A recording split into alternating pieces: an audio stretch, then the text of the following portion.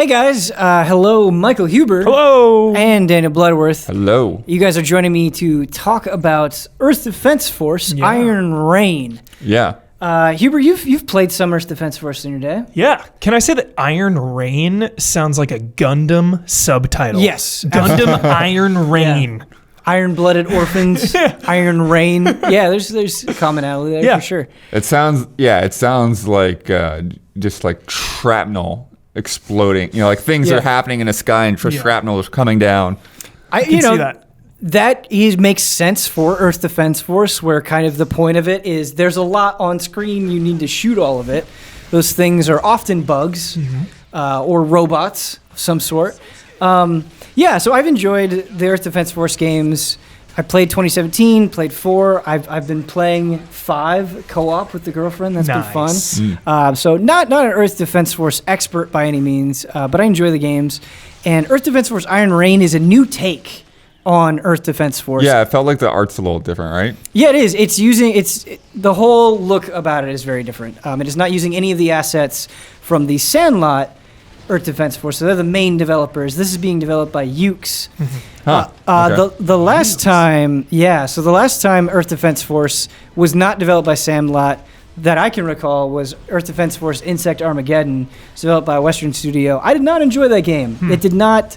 It's been so long since I played it, but it wasn't as easy breezy fun as Earth Defense Force could be. And so I didn't know what to think about Iron Rain having a new look, having a new feel, being developed by a new developer.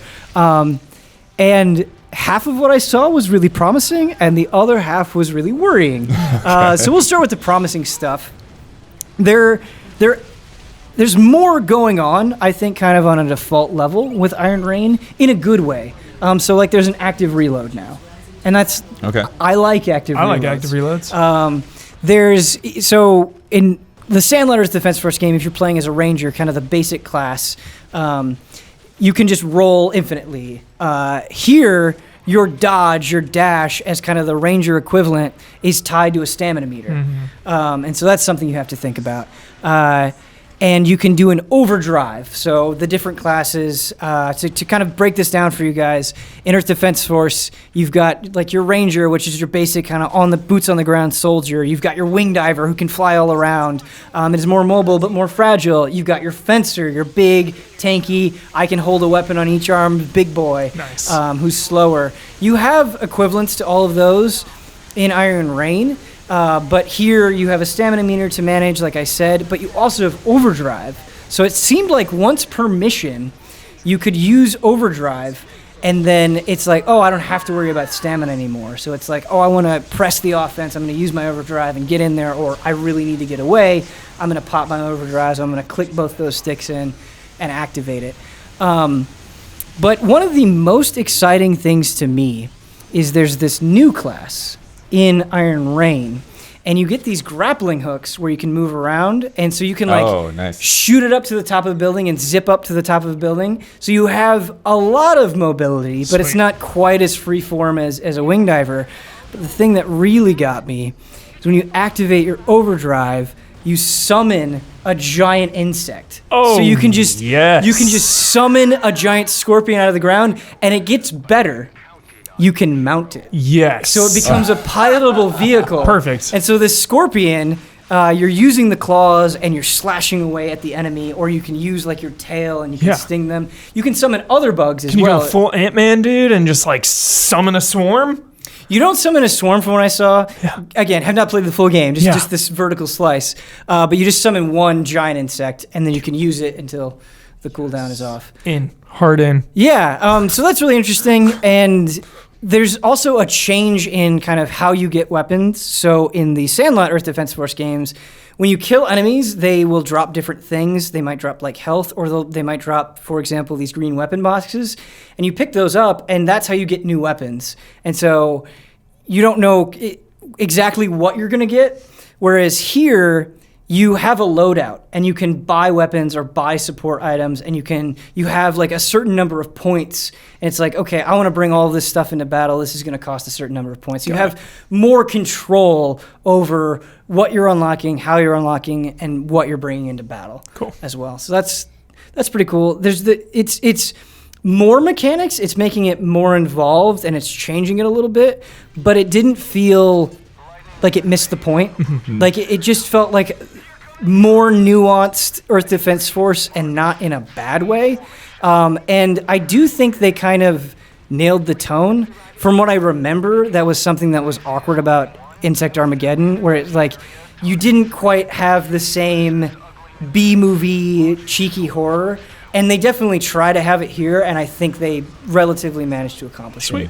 Like, once you get done with the mission, you'll fly back to base, and they'll just have, like, conversations with each other, and some of those conversations will kind of not be relevant to the danger that you're in. They're just kind of lighthearted and fun, so that's cool. What is the kind of mission structure like? Do you wander around that base, or you just kind of have conversations there and go through menus? So the base itself is really just, I'm going to pick the gear that I want, I'm going to pick the mission that I want to go to, and I go there. You actually talking with your comrades happens in the mission or in between missions. The base is not like this hub. It's just a series of menus. But you did make me think of something, Blood. Good on you. For the first time, so in the Sandlot Earth Defense Force games, you can pick your class and you can like slightly change the color of your armor. Here, you can actually make your character. So you are customizing your Default. person. Yes, you can make a default equivalent. So that's exciting as well, and a good new addition. But to like speak to the mission types, I mean, what I saw is what you would expect. It amounts to a lot of stuff is going to spawn, and you're going to kill it. But you're going to different environments. So like, I saw a city with a bunch of buildings. I saw a desert where you could just get into a truck and giant robots would spawn. I saw like a big open road where a bunch of aerial enemies attacked. So yeah, it still essentially boils down to kill everything. But I think like the animations of the enemies were a little bit smoother than what you've seen. Yeah, the tech has usually been kind of rough with Earth Defense Force. How does it hold up this time around? It's so funny that you asked that, Huber, because like for Earth Defense Force, it seems like a step up. Perfect. In comparison to all video games, it's still rough. Yeah, it's not like... But as long as it improves upon itself, that's encouraging. In its own little corner, Great. I think it's taken a step. Yeah. Great. I guess it's time to talk about the part of Earth Defense Force Iron Rain that was not encouraging. So there's multiplayer. And Earth Defense Force... Multiplayer or co-op? So, yeah, in the other Earth Defense Force games, you can play co-op. You can play split screen with your buddies. That's not what I'm talking about here. That component is still part of Iron Rain. You can still do that. You can still play co-op with your friends and go through the missions if you want. But this is a co-op. It is a competitive multiplayer. So it's like 2v2. And the way that it works is you're competing against another team. As you kill bugs that will spawn in the middle of this arena, they'll drop crystals. You need to go and grab those crystals and then bring them to a point. And then when you drop off the crystals, that point will go to a different part of the map. Also on the map, you can get new weapons and upgrade your weapons. So you get the crystals by attacking the bugs. If you kill another player on the other team, you can just steal their crystals. And so you can have different strategies of like, I'm just going to try to kill some bugs quickly and get to the point, or I'm going to hang back, wait for them to grab a bunch of crystals, and then before they can drop them off, I'm going to kill the other team, or the other player, steal their crystals, and get a bunch of points. Kind of sounds like Gambit mode from Destiny 2.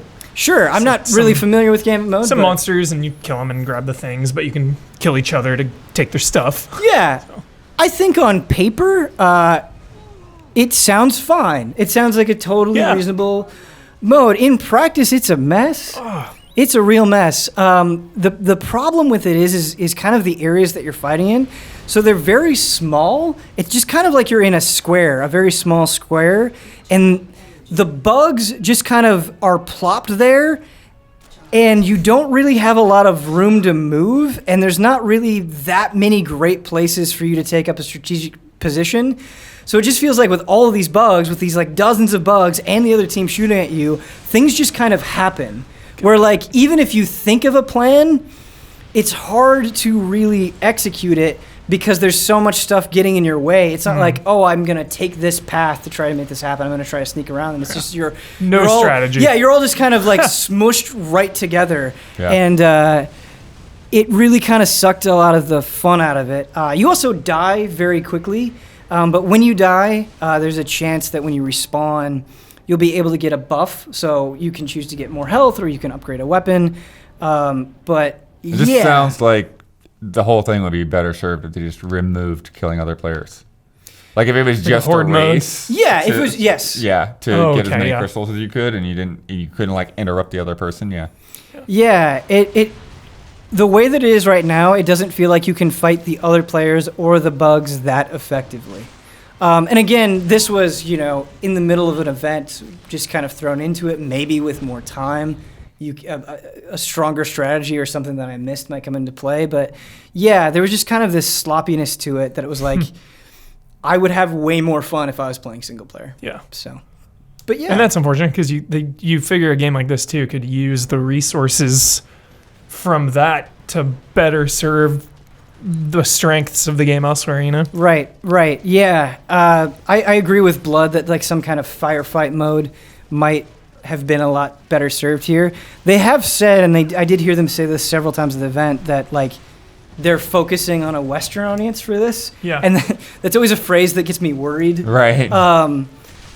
But in what I saw, like the central appeal of Earth Defense Force, at least in the single player, seemed intact.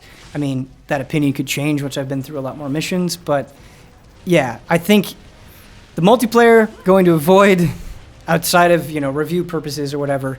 But the single player, yeah, I'm excited to play it, and I think it's something where the additional mechanics make sense and would be a great way to get people into the series. I was just going to say, is this the one that you would recommend for people that haven't played Earth Defense Force to hop right in? Yeah, because they're also focusing, they say they're focusing more on the story, and so I think, with you making a character, with it kind of taking place in a different circumstance than normal, and you creating your own character who you might get more attached to, yeah, I think this might be a good way to get involved with Iron Rain, because like Earth Defense Force 5 has 110 missions, and it's that's great if you're on board for Earth Defense Force, but it might sound overwhelming if you're new to it. So yeah, from what I've seen, it does seem like a good jumping on point. Perfect. Yeah. The spiders looked gross, but like I could live with it. Like there was enough kind of goofiness going on. Yeah, sure. You could kind of mentally. Giant overcome ants it. freak me out, man. Do they? Yeah. There's a lot of giant ants. Like even in Ant-Man, I'm kind of like, Yeah. Is it even worse for you when they're like crawling on buildings and stuff? It's just like the eyes and the pincer. It's like a giant fly too. Like the old Fly movie freaks me out. Just like a close-up of an insect. Yeah. Doesn't like repulse me, but it kind of makes me uneasy. What got me is like somehow these giant black spiders, I don't know what was going on because it just kind of happened, but there were like little spiders would spawn and you just like can't see them and then suddenly they jump up to your eye level. That was a little freaky. But yeah, I got over it. We got through the event. It was fun. We'll maybe get through a review if that comes around. But yeah, thank you for talking about Earth Defense Force Iron Rain with me, Michael Huber, and Daniel Bloodworth. And yeah, thank you guys for watching. All giant creatures exterminated. Don't forget to collect the energy gems the aggressors left behind. Yes, ma'am. Energy gems are an important resource for us. They're needed to power the energy cores used in our equipment, including in our PA gear.